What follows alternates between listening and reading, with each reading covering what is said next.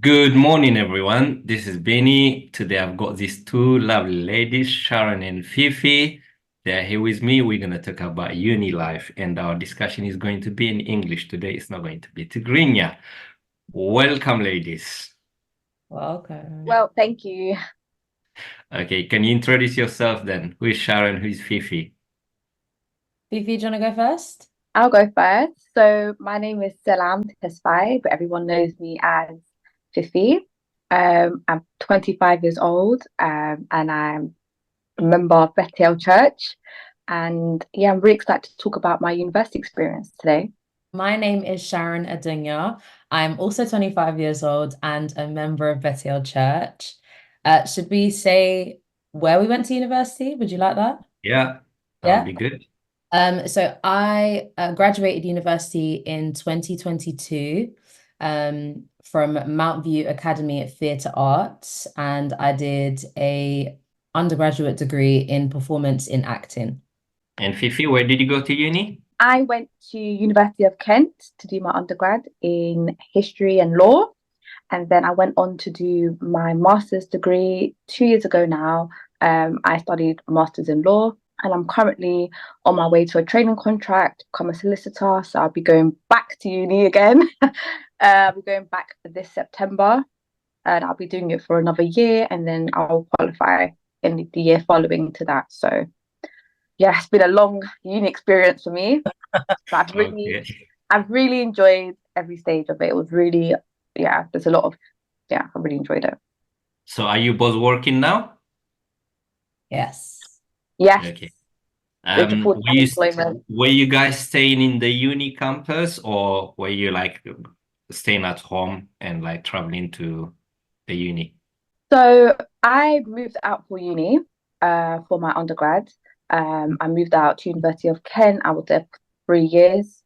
In my first year, I was living on campus, and then in my second and third year, I moved out into a private landlord property near the campus. Um, but I did prefer living on campus, obviously because lectures and my seminars were like a couple minutes walk. But when you move out, obviously it's longer to get to university. And obviously it's cheaper when you move out into landlord. But when I was on campus, it was very expensive. My first year, I remember, yeah. But in my first year, I was living with Sarah Tesfaye. Okay. My first year, she was living with me, and she lived with me on second year as well. So it was fine. Yeah. Okay. How about Sharani? Were you staying at home or in uni? My university is in South London, it's in Peckham. So I was commuting, I live in East London, so I was commuting daily Monday to Friday there. Um, yeah, so I lived at home during my time at university. Yeah. Okay. So it works out cheaper, isn't it? If you stay at home. Yes, it does work Yeah. out. If I could give advice, I would say stay at home. Yeah, Yeah. definitely. Okay. Yeah. But obviously, Yeah. if you need to go move out for your university for a specific course, or you need to go because it just offers a better program, or you prefer that Yeah. uni, then of course move out. But my advice would be try to stay at home. Yeah. But most Yeah. of young people, they prefer to go, to the uni, stay in the uni. Yeah. They say for the experience. Is that okay? Uh, it's a bit expensive, isn't it? Yes, very expensive.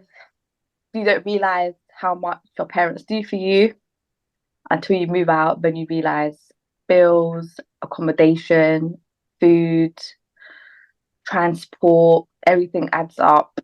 It was very, very, very expensive to move out. But once you learn how to budget, which we'll talk about later, then it's manageable. But the uni experience Yeah. is it is exciting for some people, which I understand. It's the first time you're moving out, the first time you get to be by yourself. You're thinking, yes, independence, you're finally, usually you're 18, 19, you're so excited. Once you get there, it is a good experience, to be fair. It's good for some people, especially if you're so used to be depending on your parents for doing everything. It's very good to understand what life actually is like, because it's not how you've lived all these years. It's not like that in reality. In reality, there's bills to pay, there's you have to pay for, but the experience after first year, the experience goes. Like, you've experienced it after first year. You've experienced everything. So that's how I would say. Let's talk about the courses then. Both of you, you've done law and arts. Did you choose it yourself, or did your parents help you with that, or did they force you to choose it? How was it? Let's talk about your courses. Well, for me, so I did acting. I was lucky enough to be able to choose to do the course myself. So I didn't have any pressure from my parents to go and do maybe medicine or science or, any other kind of like conventional uni degree, right?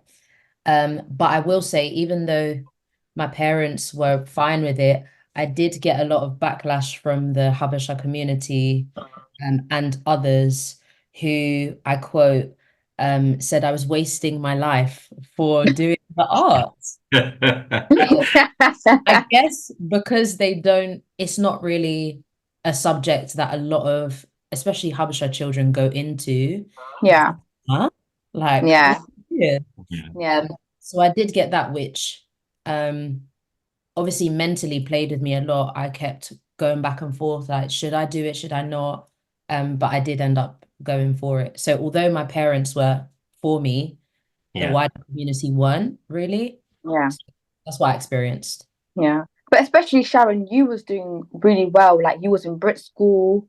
Yeah. And, I don't think they understand, the levels of getting into Brit school. That's where a lot of the famous actors come from.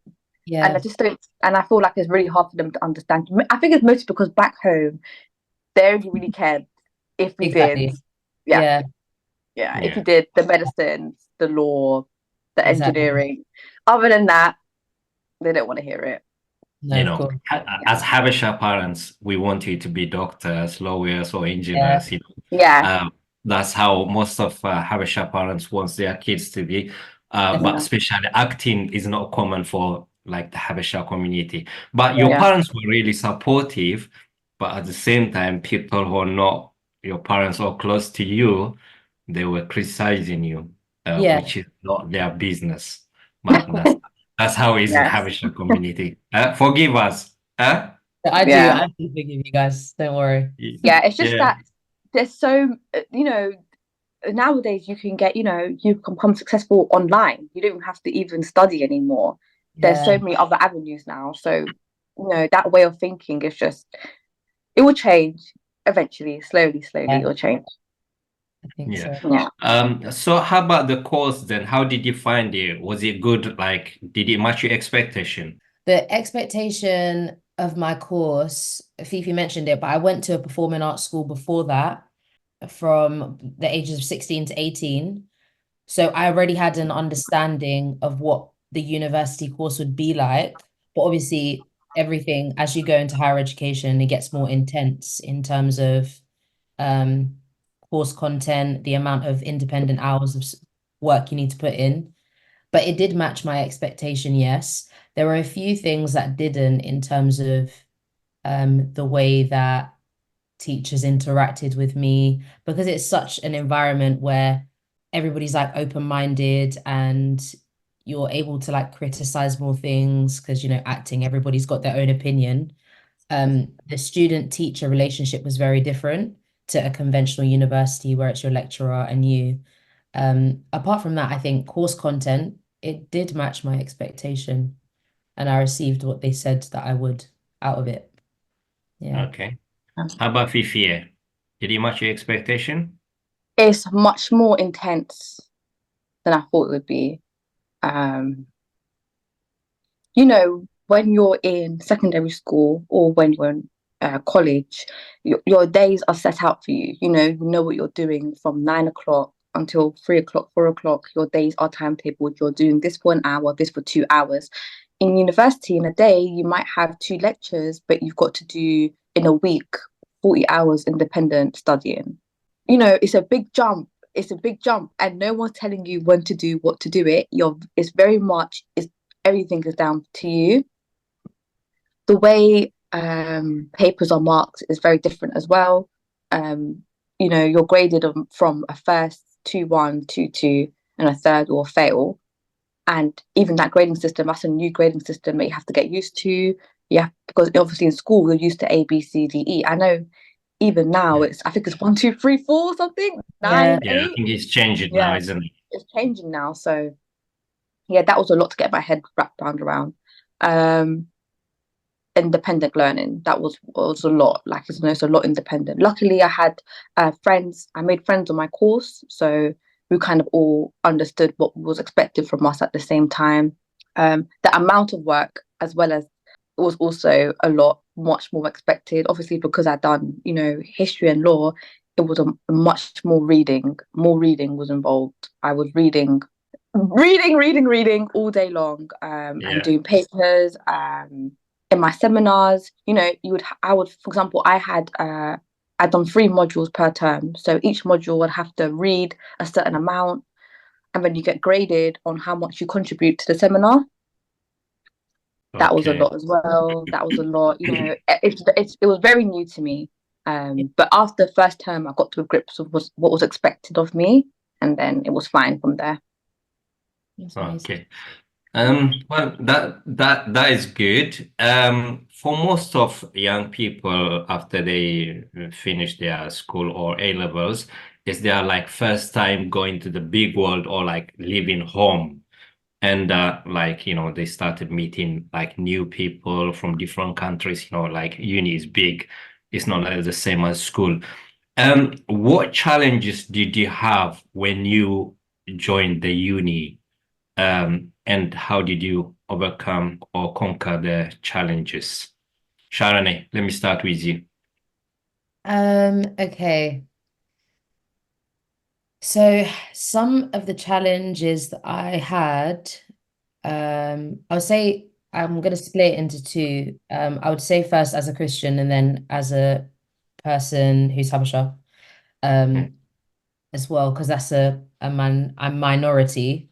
I don't know about you, but I've never grown up in school. I've never been around Habesha people. It's only at church. So I only know Habesha people in church. Oh, you didn't have Habesha in your school? No, I was the only in secondary school, primary, except for when I went to primary school with Fifi. I was the only Habesha. Uncle, did you know that me and Sharon went to the same primary school? Oh, okay. I didn't know that. Yeah. For a couple of years. Everyone thought we were sisters, so. Oh yeah, my goodness, literally. Okay. But apart from that, there was never Habesha people in school. So same. it was also like a struggle, I guess. But going into university, I think what I found is the Habesha community are very like to themselves. And we don't really like venturing off and knowing about other cultures as much, or like different like philosophies of life.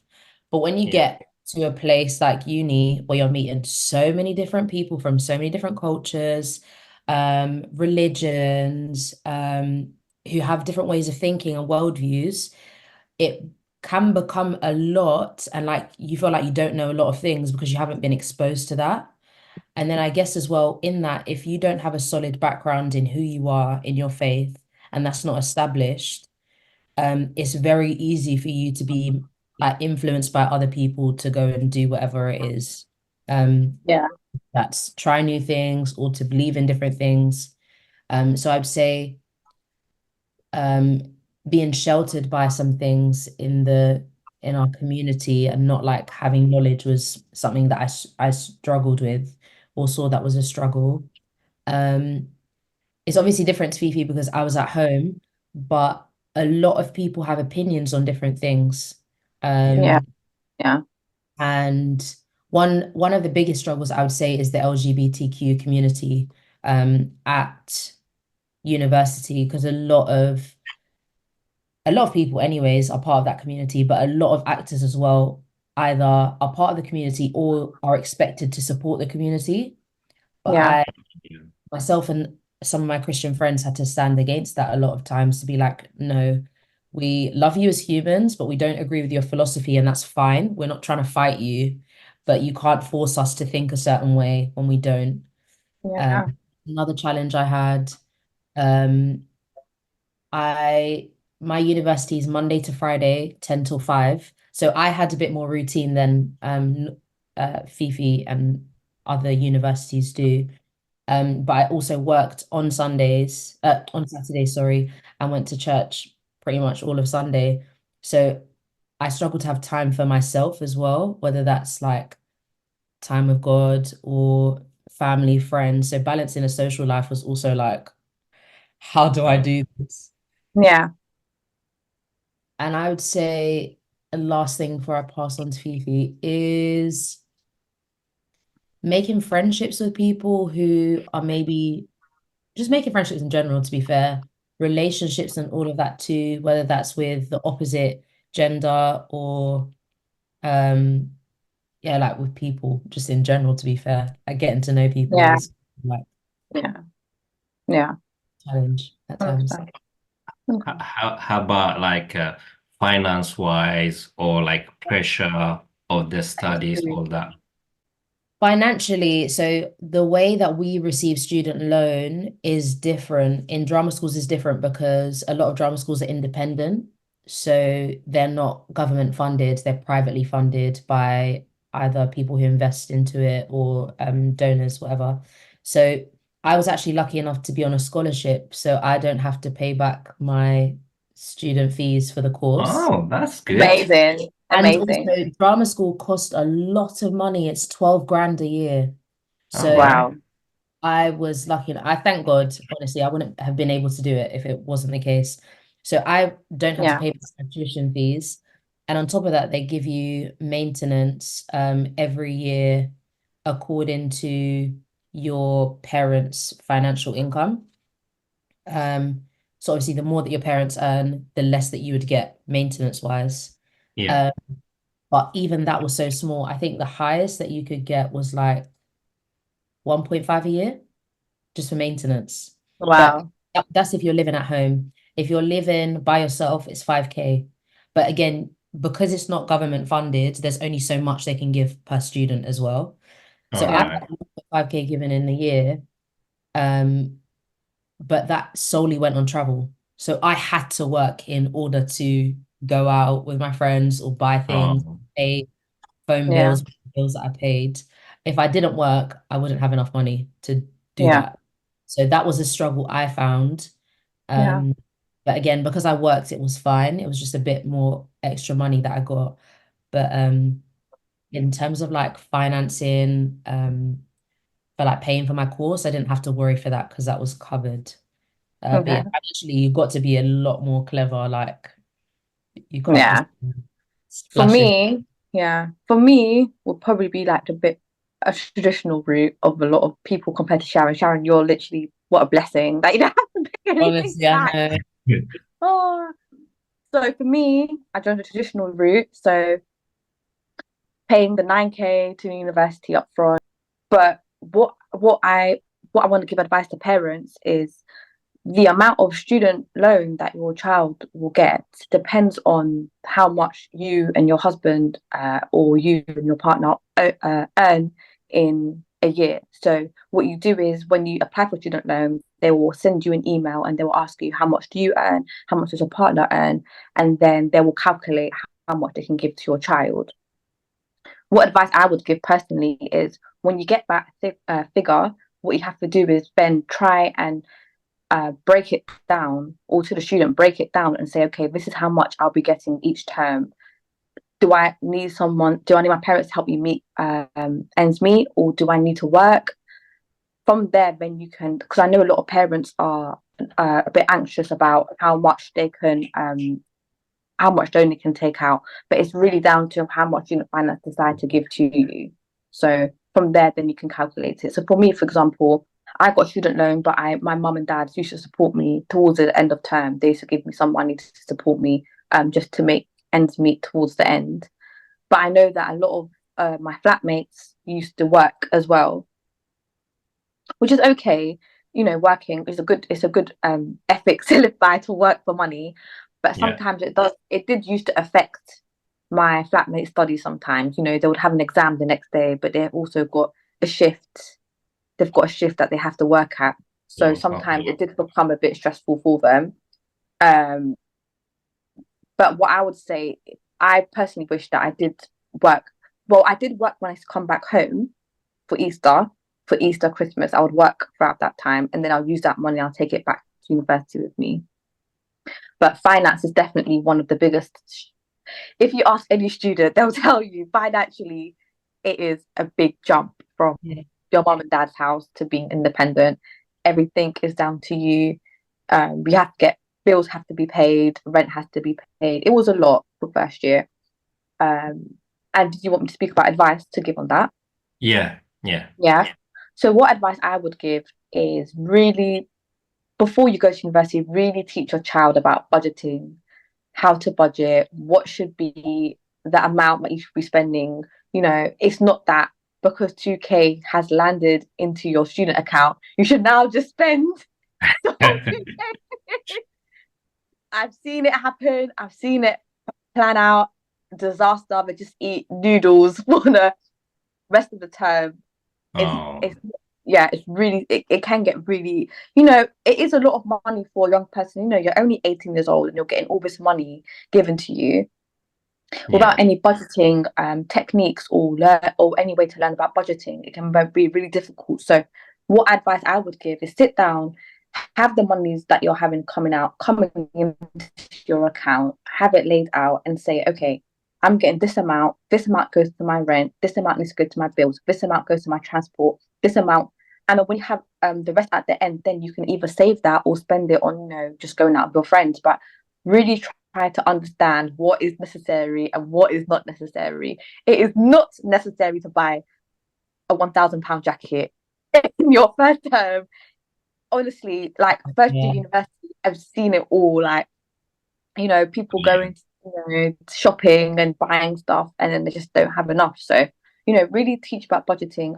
Another thing that I would say I struggled with is, used to your mum always cooking for you.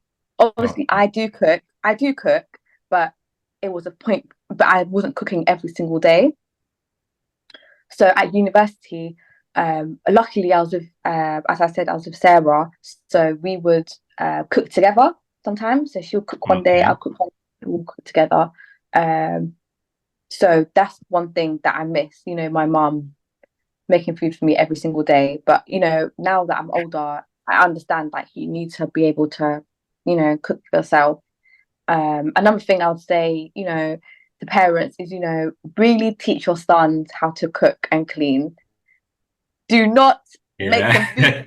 Do not make them food every week and drive up to them, drop them off food. They learn no independent. You need to understand what are you teaching your son? You're teaching your son that you'll always be making food for him, but that's not reality. He will soon be old enough to, make for himself. And to be fair, it's mostly the Habesha culture that I've realized that the boys don't cook. Other cultures, boys do cook. Yeah. They do? Yeah. Okay. And when I was in uni, a lot of the boys will cook for themselves. They'll make food, they'll just bulk up what they're making for the week and just heat it up. So I would say really teach your son how to cook, and your daughter, to be fair, because daughters are quite spoiled in the Habesha community as well. Okay. So, even if it's the basics of just rice and pasta, salt, sugar, and just basic. It doesn't have to be Saki injera straight away. It can just be simple pasta, rice, and just keeping. And it's about keeping healthy as well, because some people would sometimes just get takeout every day. That's not financially at all. That's £20 a day. That's a lot of money. And I think Sharon, you would say as well, maybe packing lunch to uni. Did you do that? I did that. Yeah, I'd take lunch with me instead of buying it. Saves money. It does add up. It saves money. I would used to eat. I would make food at home and then take it to uni with me, and then I'll just eat on my lunch break there because it's really expensive. It's like maybe like if you go Starbucks, you might spend £15 for a sandwich and a drink. That's that could have been a couple of days dinner. So Okay. and I'll say my last and final struggle spiritually was, I really missed Bethel when I was in uni. Okay. I really did miss Bethel only because familiarity, everyone, whose mum is who, everyone, little siblings. But when you go to university, I went to a church on campus.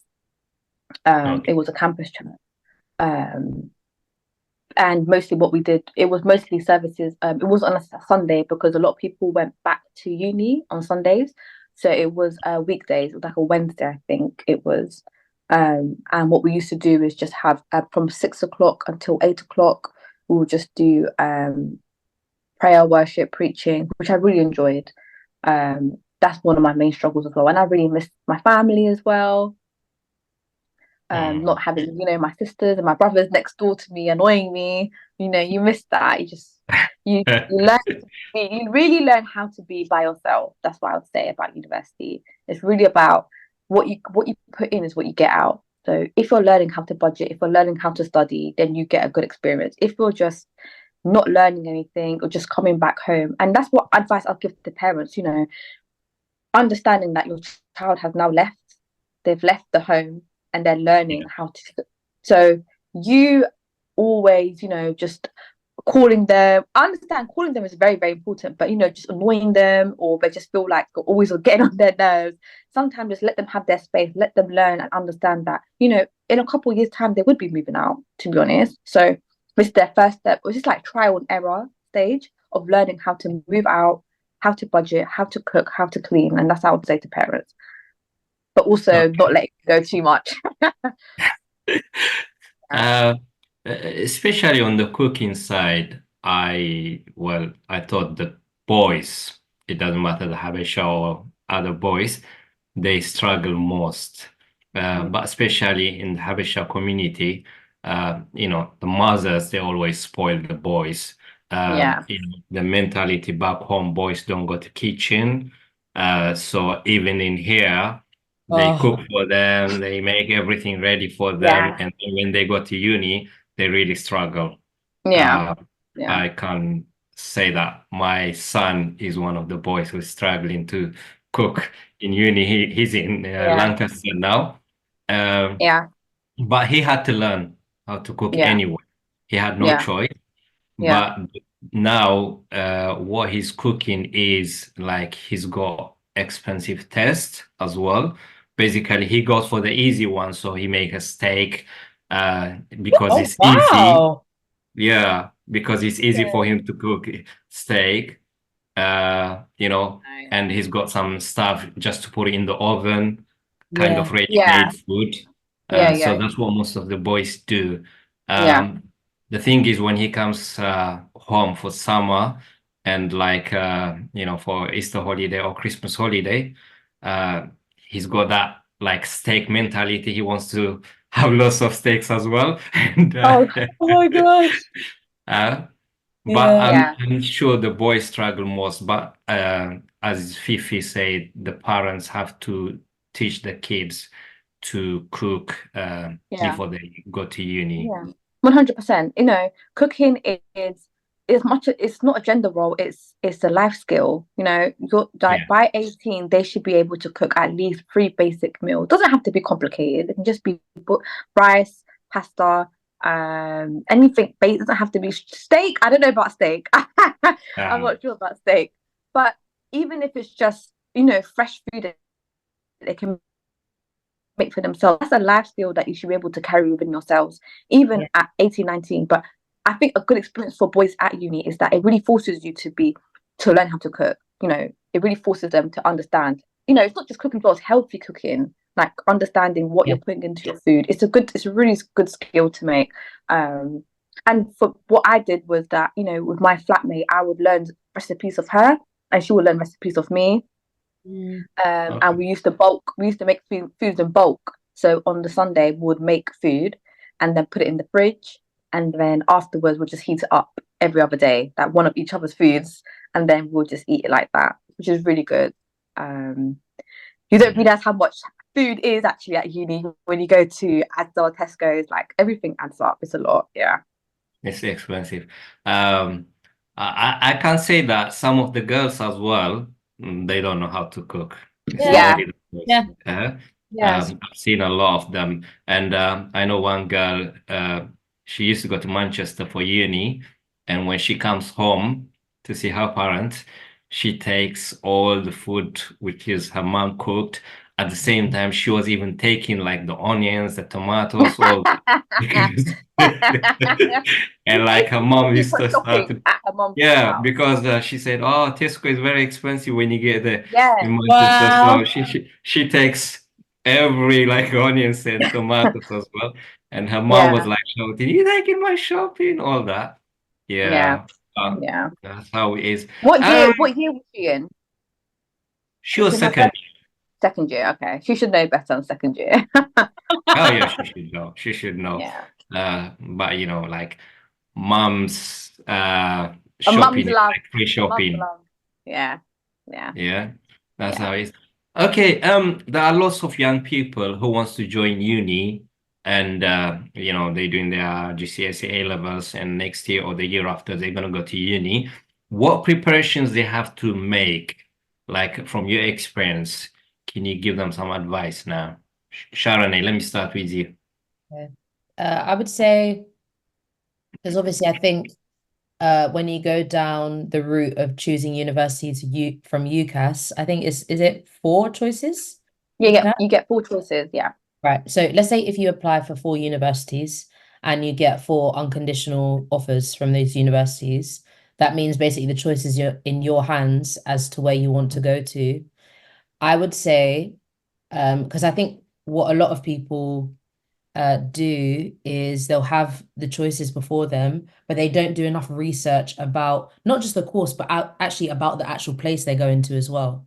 So yeah, doing your research about the local area, so whether it's Kent, whether it's Lancaster, Manchester, doing your research about the town itself, um, like the local area, student life, maybe speaking to students that you know who have gone there and what their experience is like, would be such a good help as well, so that you yeah, know, okay, cool, I'm gonna move like miles away from my family. Is it worth it? Yes, the course is amazing and one of the best in the UK, but is it worth also living so far away, being kind of like moved away from family and community to do this? Is it going to benefit me? yeah, As well as doing research into the course. yeah, Uh, I think as well, if young people can get a job and learn to save, manage their money, I think that would be great. And yeah, parents, honestly, I think from 16, because you get your NI number at 16, I think everybody should be working personally, just so they yeah, understand I'm what it means. 16, yeah? Yeah. yeah, That's Because good. before I didn't know the value of money like that. I mean, still in some ways after 16, I didn't. But it's like, oh yeah, like if I want something, my mom has to get it for me. Huh? Like that's just how it works. yeah, Now you're getting money and you see, oh, you've got to pay for this and that, and then you're just like, oh my goodness, I've got to think about how I'm going to make this money last from this paycheck to this paycheck, or even in yeah, future.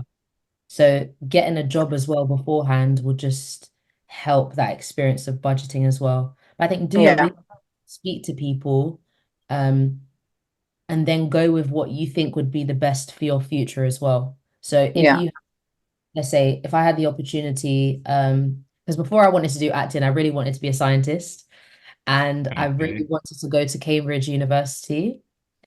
Um, and I think I could have done that. Did have good GCSE results, if I might say so myself. But I would have spoken to people, and if I got in, I would have definitely taken that opportunity. So there's also that too, because I know we would say like, yeah, living at home is great, but having gone to university in London, I think even having that experience of moving out is so necessary as well, because in Yeah, many ways I'm still dependent on my parents. yeah, Uh, and like, we're expected in a couple of years to get married and just leave. So where's the experience going to come from? Because I don't know. yeah. True, I true. would say so too. If you've weighed up all the odds and it works, like makes sense to go away, do it. But research first, definitely. Yeah. What I would Okay. say, looking back, if I could go back in time, Yeah. I wouldn't have moved out. I would have You stayed at wouldn't. home. No. Okay, that's good to know, at least. Especially because of, I think that it's more because of the course I was doing. I was doing law and history, so I could have I had an option to go to University of London, but as a lot of young people, I really wanted to experience being by myself and moving out. But I was there at home only because I could save. I could save money. I wouldn't be paying rent. My mom and dad would have, helped me a lot more if I was living at home. Obviously, because they would have physically been there for me. Yeah. And mostly because I'm a bit jealous of my sister. She stayed at home for uni, and I'm so jealous of how she got to live compared to how I got to live. Like really, very Yeah. jealous. And I gave her the advice to stay at home, and she did, and she's very grateful for the advice that I gave her. But as Sharon said, really, what advice I would give to people going to uni is go to the open days university offers. You can go to the open days. You can speak to students that are on the calls. You can see what's expected of you. You can see how much work you need to do to get into university. Also go onto the website, look at the modules that they offer. Is that something you're interested in? Because sometimes they would break down the modules you'll be studying. Is that what you're into? Weigh it up, see what is better, as Sharon said, for you, and go from there.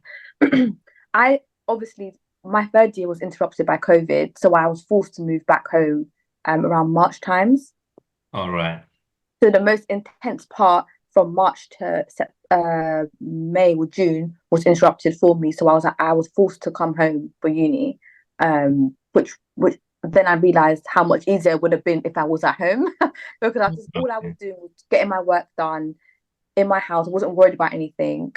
But as Sharon said, one advice I would give is the summer before you go to uni, really work, save your money, have money there just in case anything happens, and really try to embrace being by yourself. Really try to understand, okay, I'm moving out by myself. Really try to understand your responsibilities that you now have. You now have to budget yourself, cook for yourself. And I feel, as much as I wish I stayed at home, I have learned a lot of skills that I'm grateful for moving out. I've really learned how to budget. I've really learned how to understand my financial situation, what I can and cannot do because of my financial situation, which is a lot of things that I've realized that people that stayed at home might find a bit difficult. I know, Sharon, you said that you found, how did you find budgeting? I mean, I think I was okay with budgeting, Okay. but to be fair, I know moving out and then rent is dependent on me. My brain is just gonna be a bit like, oh my gosh. I know. I don't have that experience. Yeah, like moving out, you don't realize how expensive things are. Like even doing your laundry, it's like £6 a wash. Plus the soap, plus the drying. Oh my God. Everything. There's so many things that I've taken for granted living at my mom's house that you don't realize when you move out that a lot of it, that's not realistic. That's not how life is. Life is about paying for everything yourself. Yeah. But after the first couple of weeks, I got into the hang of it, and it was fine after that. Yeah, so really look into your courses, really look into, how much you're expected to be spending on your rent. You can go online and you can see how much accommodation is on your campus as well. So you can see, okay, if I go to this campus, how much would it be for this rent? And you can really, if you're organized with it, it's not as difficult. That's what advice I would give. Yeah. Yeah. I mean, some young people, they don't understand the value of money when they are 18 or 19. Yeah. And like the student loan they get, they think is free money. Or for first time, if you get like 2,000 or 3,000 in your hand, you think you're rich. Yeah. And it's gonna last forever. No. But it doesn't last forever. It doesn't last forever. But like for some people like Sharon, if you stay at home, it helps with the expenses at all. I've seen some young people, even though they living in the same city, they live in London and they're going to university in London, but they still want to stay in the accommodation in the campus. I think that depends on how far it is from your house. So I know, for example, I have a friend, she lives in North London, but her university was in, I believe it was South East London. So for her to commute was 2 hours there, 2 hours back. So she came She came to decision. Where does she live? North London. Okay. South London. So basically, she just has to cross She the. basically should travel through London. But she said the time the time that she was taking traveling into uni, she said that it didn't make sense because I was spending 4 hours altogether going back and forth. So she moved out. But I would say even then, I wouldn't recommend it. pardon? I wouldn't recommend it because for me, travel time is 3 hours a day. So I would travel an hour and a half to South London, hour and a half back. And Yeah. it's tiring, like also because it's such a practical course, I'd be like moving around a lot during the day. Physically, it's really demanding, but I would not, my opinion. Also, London is so expensive to live. Yeah, can I just say London is the most expensive accommodation to move into? It is. Oh, and when my mom's right here, why would I do that? I know. That's, in my opinion, I think that's foolishness. But I can understand 2 hours. The travel time is a lot as well. Yeah. Again, I mean, you have to weigh the cost. You have to, balance here. Which one is better, to stay in there or pay the money? For that. And also like trying to calculate how much would transport be, because you don't have an Oyster card anymore where it's 75p. You're now paying full adult price. I was really upset when my Oyster card expired. Okay. Because I didn't realize like how much it is. Like people spend at least like a couple £100 a month on traveling. So weigh up the cost, weigh up the cost of your accommodation, see what is better for you. I personally wouldn't recommend moving out. If you already live in London, I wouldn't recommend then moving out again. But if you see that the time it takes for you to get there is too much, then I mean, especially some of them, they just leave home for the experience or just like for the freedom. They say, oh, I want to be free, it's their first time, so they want to get home anytime they want. There's no mom to shout or dad to shout, you're late, all that. So, but, all the challenges we've been talking about now, how can the parents help? How can like the church, because you guys are involved in the church community and general community, the Habesha community, how can they help? What can we do to help the young people going to uni? Let's start with the parents, the church, and the community. Sharani. So we're starting with the advice we'd give to the parents first, yeah? Yeah. So I would say that, okay, when a child gets to 18 now, they're seen as a young adult, and your perspective on how you see them also needs to change. Like you need to accept that they're not a child anymore and they're growing and developing.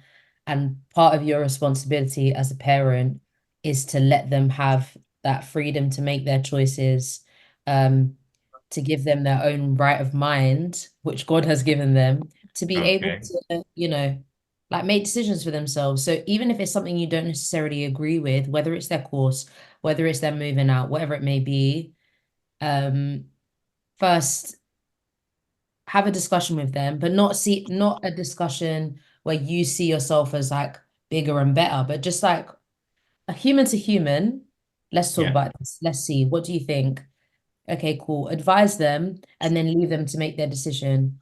And if down the line they come back to you and they're like, oh, what you said happened, da, da, da. It's not about pointing your finger and saying, I told you so. It's just accepting them again, being patient, loving them, again, having conversations. So I'll say them, like not to baby the children, because then that also causes them to really struggle when they're in university. If they move out, for example, they're having takeaways every night, they're sleeping at 4 a.m. It's like what? But so I would say, not to baby them. And if they do move out, check in on them. Like whether it's, I don't know how often you called your children, Binyam, when they were at uni, but calling them regularly, maybe once a week or once every other couple of days, speaking to them, asking them how their course is, friends, whatever, just getting to know so they know that they can have open communication with you as well. Asking them, again, like Fifi said before, with the financing, sit down and go through it with them. I don't think it's all Habesha parents. I think some of them don't like doing forms or whatever. They kind of just leave it to their children. But Yeah. sit with them, going through it with them so you also understand and that Yeah. you can keep them accountable. Yeah. Let's say if they've gone over their spending, you can say, okay, look, we spoke about you're going to spend but you haven't. How can we move forward the next term for you to budget properly? And if you can support them, then do so as well. Because that would be great. Yeah. I'd say so. And I think for the church and wider community, we need to do better in reaching out to those who have gone away from us and not just thinking that they're going to be okay. They've gone into a different community by themselves. We need to do better in checking in, going to visit them. So whether it's like programs that we have where we visit people once every term to see how they are, have fellowship, spend time with them, organize regular activities within the church and different holidays that they can come back to and also enjoy. But I think having like and even calling like weekly to check in on people or assigning Yeah. different to do that would be great so that Yeah. they're still part of a community even when they come back. Yeah. For some people Really. from the church to visit them, like when they Yeah. are in all that. Yeah, so Yeah. we would go, so those who are in London who aren't in university, whether it's leaders or even like members of the church, to go to the universities, spend time with the people who are away, especially those Yeah. who are so far out that come in regularly isn't feasible for them. Yeah. Yeah. Yeah. Yeah. Okay. Advice that I would give to the parents to start off with: really prepare your child to understand what they're getting themselves into. So you need to make them understand that you are now living by yourself. You now have responsibilities, and preparing them. So as Sharon said, financially, go sitting down with them, do the form with them, understand how much are they getting per term, how much do you need to send them. It's not a thing where they should be calling you every other week saying, Mom, please send me another £50, send me £100. Like, really understand, like, this is how much you're getting. Do you need to work? Do you think you can do it yourself? And I know there's a lot of single mums that won't be able to financially support their child. So sometimes it might be easier. You might say, okay, you might have to work in between term times. You might have to work Christmas periods, Easter periods, summer for university. For me personally, it was from June until September. During that time, I used to come home and I used to work and then take that money with me to uni. So, understanding that you work what you get for, you need to understand like money is not for free. It's not just something that's going to fall out. You need to understand budgeting. I would say parents really teach your child how to cook. I'll say this again, cooking is really important. I would say, even basic things really, really, like, it'll go a long way. Eating healthy, fresh food, that will go a long way. I'd also say to parents, as Sharon said, really understanding that your son or your daughter is starting to grow as a person, under the eyes of the law, they're now seen as an adult. So you need to treat them as such. I understand it's very difficult for parents, I know Brunel can say this, that, he's seen us since we were so young, and understanding us as an adult is just crazy. But, You grow so fast. yeah, I know. Yeah. The days are long, but the years go fast. So, really understanding that your daughter or son is developing into a young person, they're now an adult in society. They need to understand there is responsibilities of being an adult. It's not always going to be mom and dad are here to save you. Really encourage them, tell them, try this recipe, try this, just try this today before they go. For someone before they go, try this. And then when they go, they won't struggle with food, they won't be hungry. As a church, what I would say to the church, which I think I was lucky enough to go with someone from Betiel to uni. Yeah. So I was living with her I wasn't necessarily alone as such. I was living with her for 3 years, but what we did do was that we did used to come home at least once a month. We would come back home for the weekend, but that's only because we had the luxury of it, because we were in Kent. Kent's not too far. It was maybe like an hour train journey or 40 minutes train journey, so it was okay. But if you live near, like if you go Kent or university near, I would recommend coming back at least once a month. Because it can get a bit, you're by yourself. It's a lot to take on by yourself. And then if he lives far, at least, FaceTiming your child, or, FaceTiming them or calling them, just saying how they are, but not too much, just enough, just enough to know that, you're still there to help them, but you are by yourself, but we're still here to help you.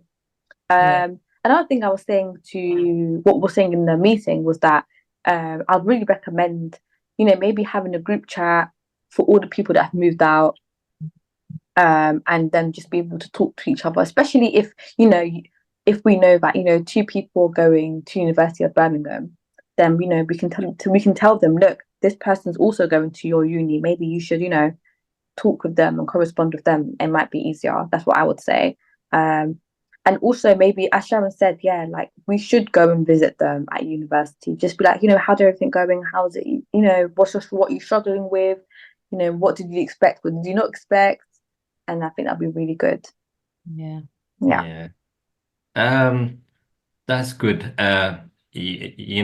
Like parents cannot take their kids as grown up, like you're always a baby to them, or they're a little girl.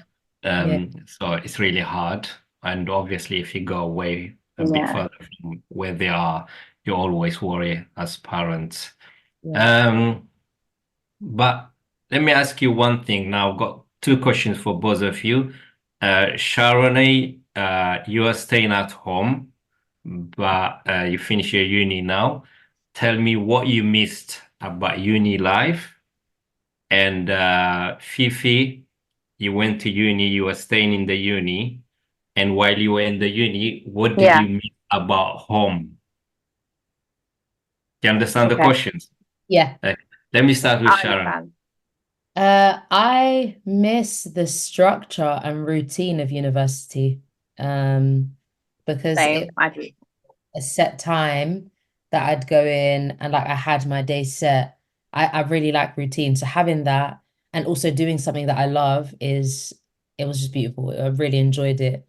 Having that sort of, I don't know, learning, like it was fun. So I miss that, if I'm honest. Okay.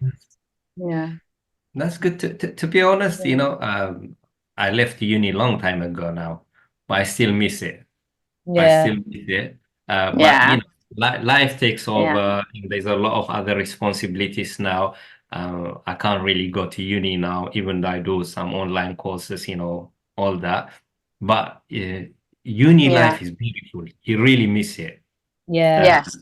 Especially when you're working 9 to 5. I tell my mom.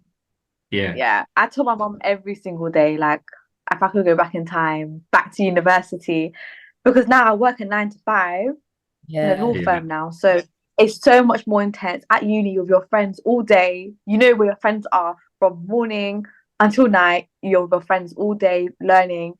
When you're at work, it's just hardcore every single day. No breaks. There's no half terms. There's no summer term. Honestly. When I started working, I was like, oh my gosh, like, this is it. Like, you have to book your holidays in advance, 20 days off only in a year. So I really miss them. How long is that going to be for? How many years? Till I pension. Till my pension. Honestly. Until you're 65. But when you're in uni, you don't realize that you're going to miss it, especially when you have the exam stress, all that.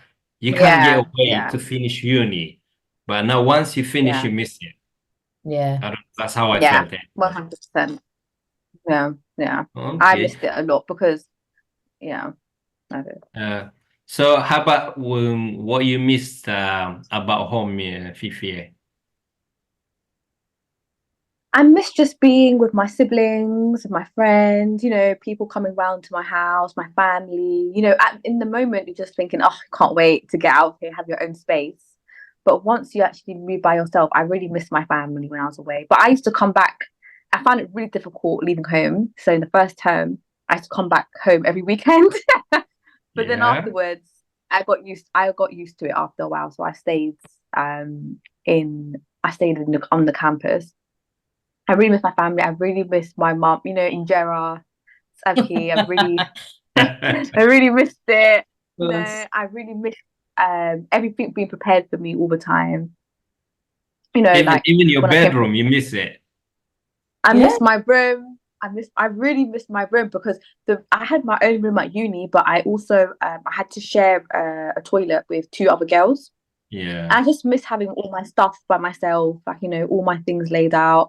I really missed the church, as I said earlier. I really did. Like, I miss having that Sundays coming to church. You sing everyone that you know. You go out afterwards. But at uni, it's because everyone lives together. It's a bit different. It's not really like, oh hi, how are you? It's just like, oh, I saw you earlier, Yeah. so it's not really a new experience. I really missed not spending money on things like my washing and, you know, all the other things. I really missed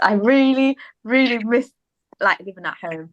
But when I got into my second year and third year, it was okay for me. Like I became used to it.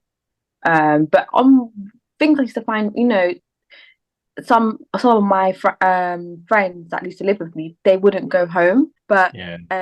things I used to find weird, was that a lot of people wouldn't really speak to their parents when they were away, when they were living on Okay. campus, which is, you know, and I used to encourage them to go back home at least once a month just to say hello.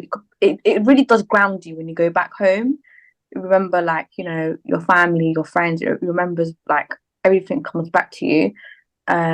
Because at uni, but you become in this your own world of exams and, you know, assignments and essays. But when I came home, I remembered, like, you know, you're more than this uni degree, you have a family back home. So, but obviously, I also did a master's degree.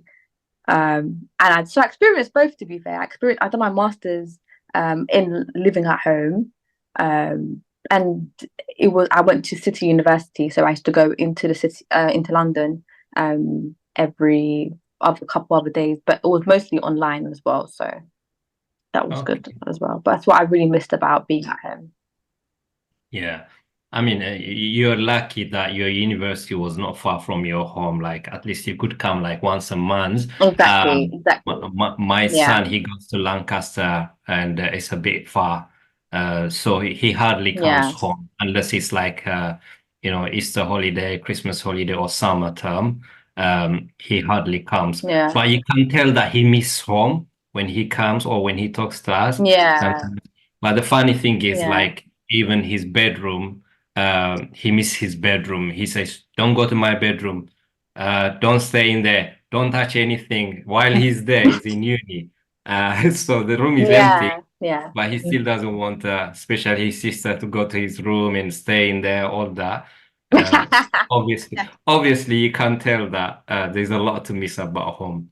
Yeah. But one thing we just yeah, missed there is, is. like, the stress, especially some students, the stress is too much for them. And like their well-being or their like mental health, it affects. How Yeah. can parents help on this one? Because I've seen a lot of students, because of the exams, they're going through a lot of stress and a lot of pressure. What can parents do in that case? Fifi. Uh, I would say advice that I would give is, you know, checking up on, well, first, before they go to university, just sit them down and say, look, university is what is expected of you is much more than what's ever been expected of you before. So your assignments and stuff. So maybe you can tell them, you know, look, if this is when you should start. Because what I feel like, I started feeling stressed when I was least prepared. That's when I started getting more stressed.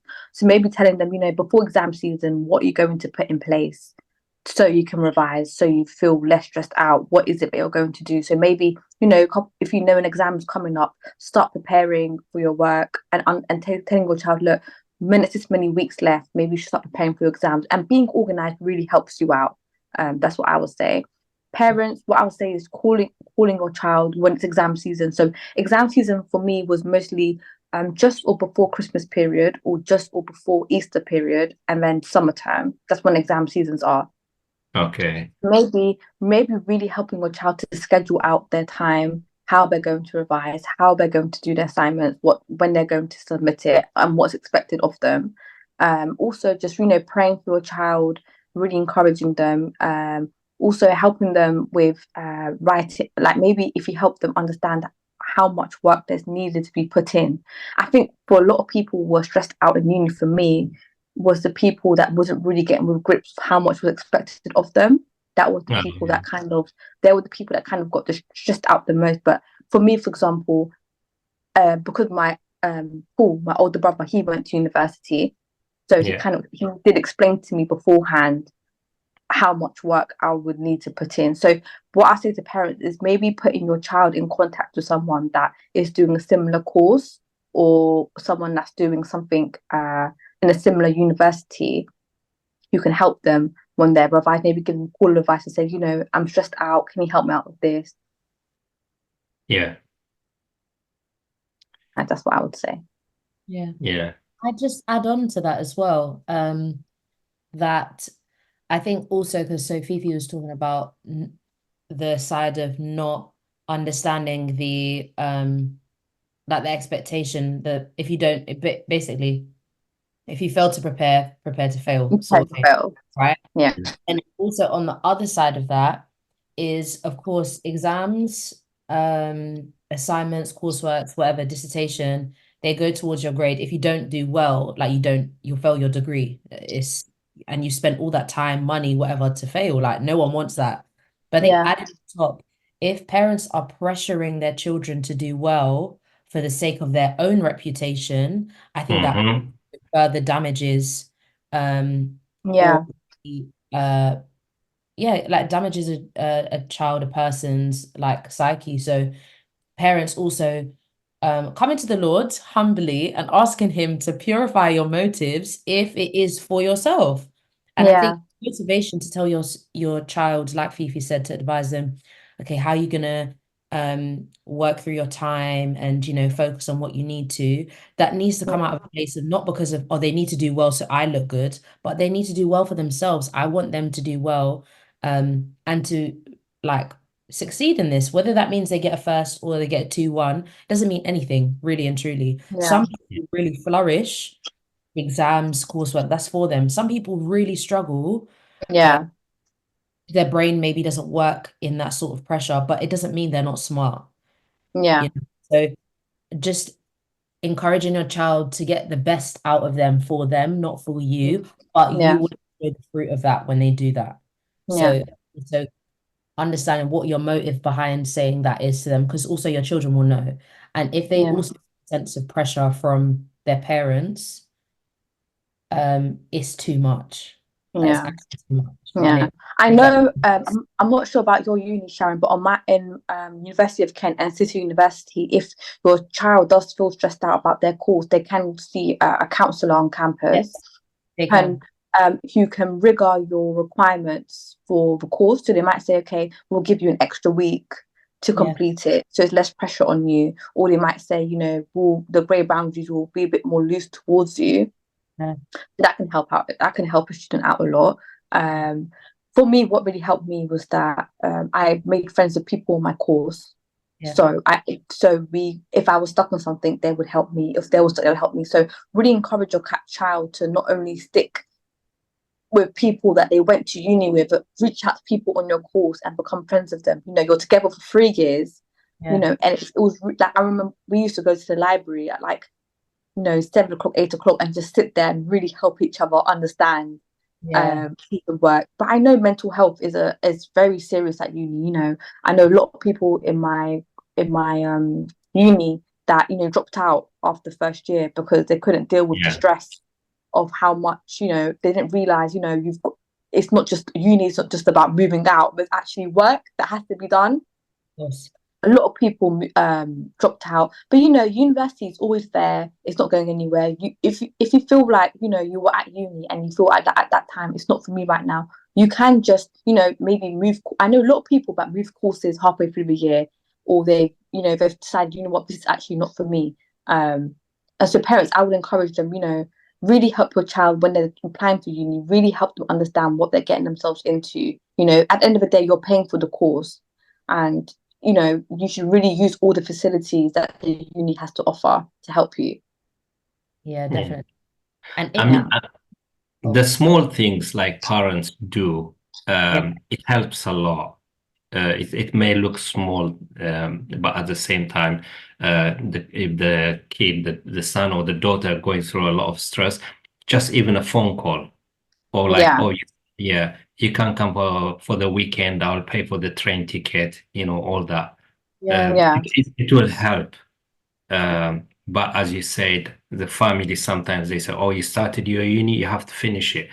Maybe if he needs to take a gap year, no Yeah. problem. I Because know uni Habesha people, the Habesha people have a bad stigma towards against the gap, yeah. gap year. But what I found is that a lot of people that I know that took a gap year, Yeah. they've actually been able to think about what they want to do, and in their, they took a year out. They said, okay, this is what I actually want to do. This is how I'm going to invest thousands of. It's not university is not a small decision. You're investing thousands. You're in debt of thousands of pounds for a cause, and you don't want to come out at the end of it and say, why did I do that?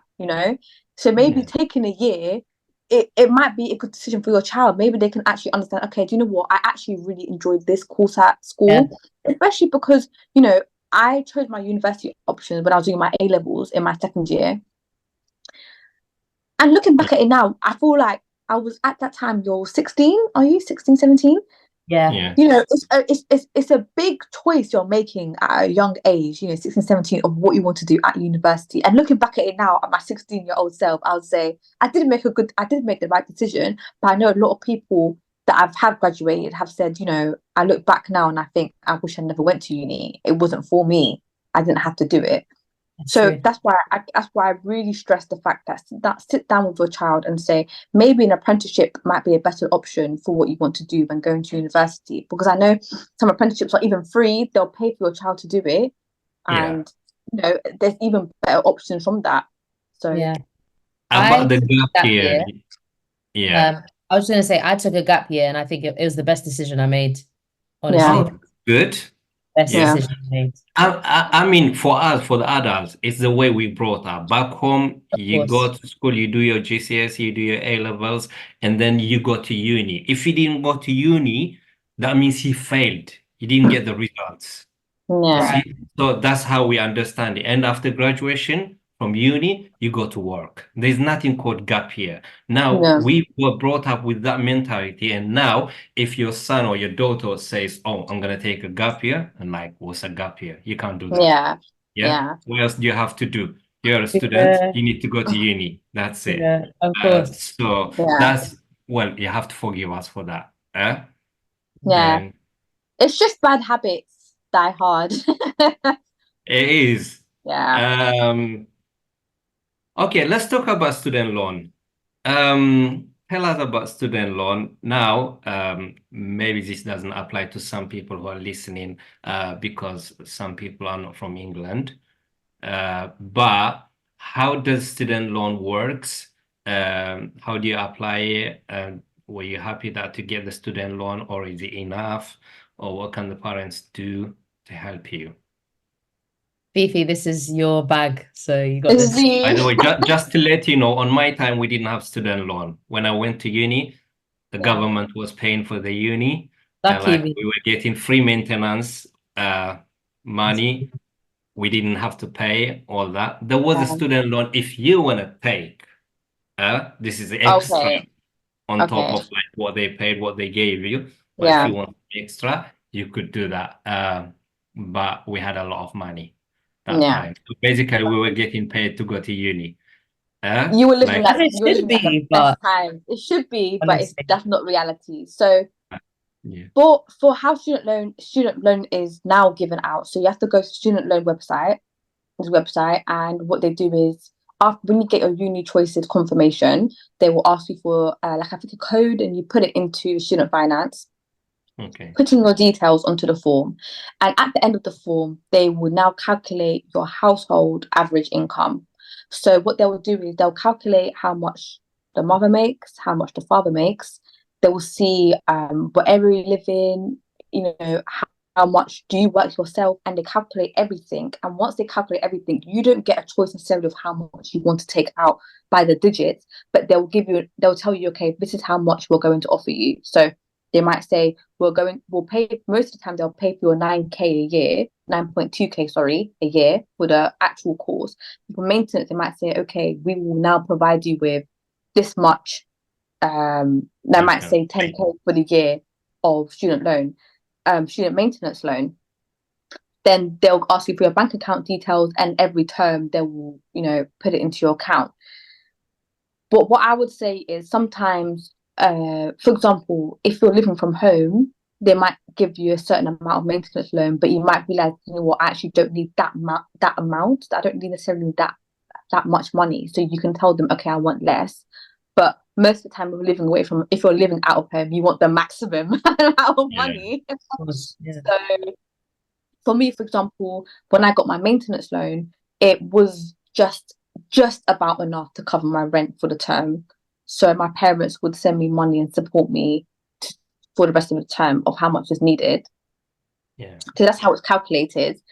If you're living away from home, so the application weighs everything out for you. They weigh out if you're living from home, if you're not living from home, if you're working, if you're living at home, or if you work, and do you support the family? If they know that you work and you support your family and bills, they'll give you extra finance so you can support your family while you're working as well. But also, I want to let the parents aware that if you feel that the amount your child has got is not enough, you can apply for bursaries at university, and they do offer quite a few bursaries, maybe for ethnic minorities that are on a special course. They do offer some bursaries, so look on the university website, give them a call and say, okay, I've been given this much student finance, but if you feel like your child needs more, give them a call and say, I think we need some extra finance for my child, and they will offer it to you. Anything to add?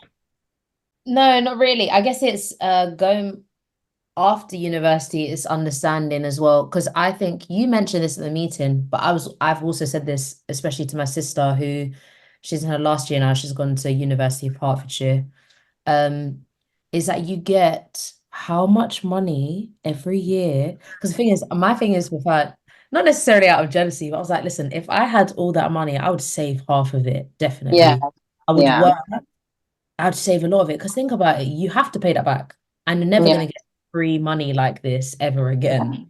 So play the government at their own game. Take the money, save it. I'm already paying some out now, so at my paycheck. And it starts right after, like as soon as you get above the threshold, then you have to start paying. But if you think, obviously, again, it goes back to the maturity, they're 18, getting large sums of money every year. If they don't have the guidance of like, look, life is not cheap. After this, you think it's all fun and games. No one's going to give you money like this. Teach your child to save a lot of that. Then they can like even think about moving out after university, or, whatever. So I would say at a young age, though, you don't think about that, do you? You don't until you finish and you're like, oh my gosh, what did I do? Like, you know what? I was talking to my uni friends, and they were like, when we got our last student loan, like our last term, and they were like, guys, this is the last time we are ever going to be given money. Like, just like that. Like, that's it. After this, there is no money that's going to be landing into your account. It's like, it's a lot. It's a lot. But I personally, I didn't take out any maintenance loan when I was doing my master's. I just worked. I didn't take any out when I was living at home. I just said to myself, I've taken so much out for my undergrad. I'm not taking it out again. So I was just working part-time while I was doing my master's degree. So, but my situation is a bit different because I was older, so I knew better. So I was I was 21, 22 then during that. Yeah, so I knew better. When you were doing your master's, I was doing my master's. But yeah, I was working part-time. So just to give us an idea, from year one, the first year until you graduate in 3 years' time, some of them in 4 years' time, depends what course you're doing.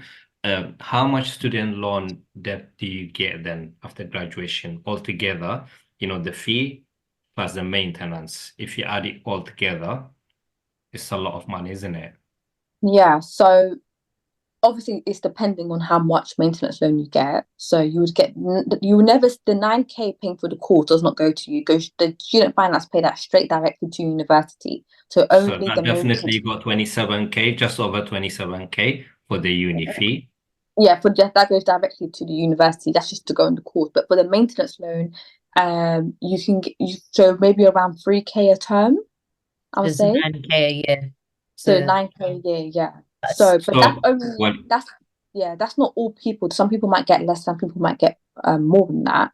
Bearing in mind you're paying that back with interest as well. So well, yeah, there's 9K like for the uni plus 9K for the maintenance a year. 54K So plus. by the time you graduate, it's 54K.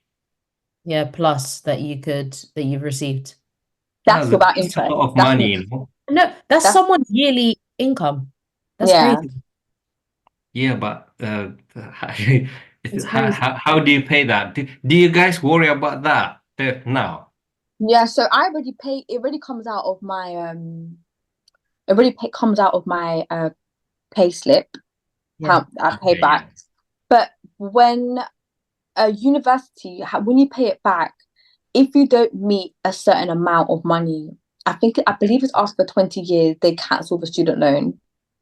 After 20 Yeah. years. I think it's 20 years. If you're not able to pay it back, they cancel it. I don't know what it's like now. I think it's changed. I'm not sure. Yeah. But I know they do cancel it. So paying back is obviously it is a lot of money, and you are paying it back, but it is manageable. They don't take out thousands of pounds out Uh, your account at one time. It's like I think I paid back at around £100 back. I think All now right. or something like that. So Again, I yeah, guess it depends on how much you earn. yeah, it depends on how much you earn. So yeah, It could be as little as like £20 a month to however much. Yeah. yeah, yeah, yeah. Okay. That's good. I think I it's about time to finish. But do you have any advice or anything, any more thing you want to say? I'll give you a chance. This is your last chance. I would just say really prepare before you go. Prepare how to cook, prepare how to do your own work, prepare to do your own cleaning, your washing, prepare to pay your own rent. Really understand that you're living by yourself. It's really about independence now, and it's really time for you that you're growing as a person as well. So preparing just before you go, working before you go. I personally would recommend at least working once a week while we're at uni, at least once a week, just so you know that you also can support yourself. If anything was to happen, you have your own money. But also understanding that if you are struggling, do reach out to your friends, your family. I know that a lot of people dedicated a personal tutor. I used to email my personal tutor a lot as well. So really prepare. I would say advice to parents that I'll give finally is really understand that your child is growing. They're really understanding. Life is really changing for them. It's changing for you too. They're not small little kids. They're grown up. So I'd really advise them to really live up uni experience. I really enjoyed university. One of the best times of my life, and I'll just say it will probably be the best time of their lives as well. That's advice I would give. I love that. Sharone?